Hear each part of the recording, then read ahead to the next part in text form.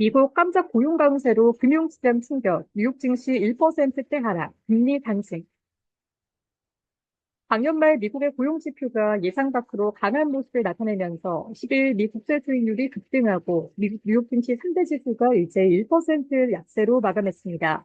이날 뉴욕 증시에서 다우존스 30 반도체 지수는 전장보다 696.75포인트, 마이너스 1.63% 내린 41,938.45의 거래를 마쳤습니다.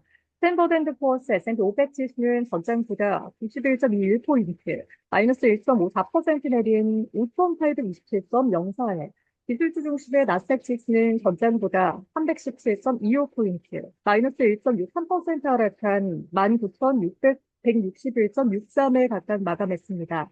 미국의 노동부는 지난해 12월에 미국의 비농업 일자리가 전월 대비 25만 6천 명 증가했다고 이날 발표했습니다. 이날 다우존스가 집계한 전문가 전망치를 큰 폭으로 웃도는 수치입니다. 실업률도 작년 11월에 4.2%에서 12월에는 4.1%로 하락했습니다. 이날 고용지표는 미국의 노동시장이 강한 모습을 지속하고 있다는 경제에 좋은 소식이지만 미국의 중앙은행인 연방준비제도가 당분간 금리를 동결할 것으로 예상되면서 금리 하락을 기대하고 있던 금융시장에는 부담으로 작용했습니다. 금리 선물 시장은 이달 28일에서 29일 연방금리시장위원회에서 여전히 금리를 동결할 것으로 기정 다실화하고 3월 회의는 물론 5월 회의에서도 금리를 계속 동결할 것이란 기대를 키웠습니다.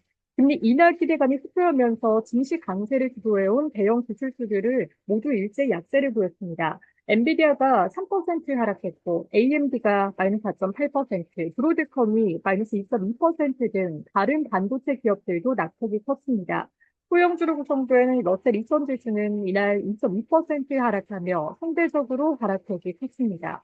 깜짝 고용지표의 채권 수익률은 급등했습니다. 전자거래 플랫폼 트레이드북에 따르면 미 국채 10년물 수익률은 이날 뉴욕 증시 마감 무렵 4.16%로 전장 대비 8bp 올랐습니다. 10년물 국채 수익률은 이날 오전 고용지표 발표 직후 4.79%까지 고점을 높이며 지난 2023년 11월 초 이후 1년 6개월 만에 가장 높은 수치를 기록했습니다.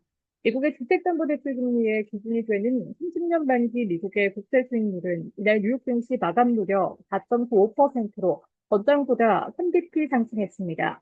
30년물 국채 수익률은 이날 고용보고서 발표 직후 장중한때 5% 선을 돌파하기도 했습니다.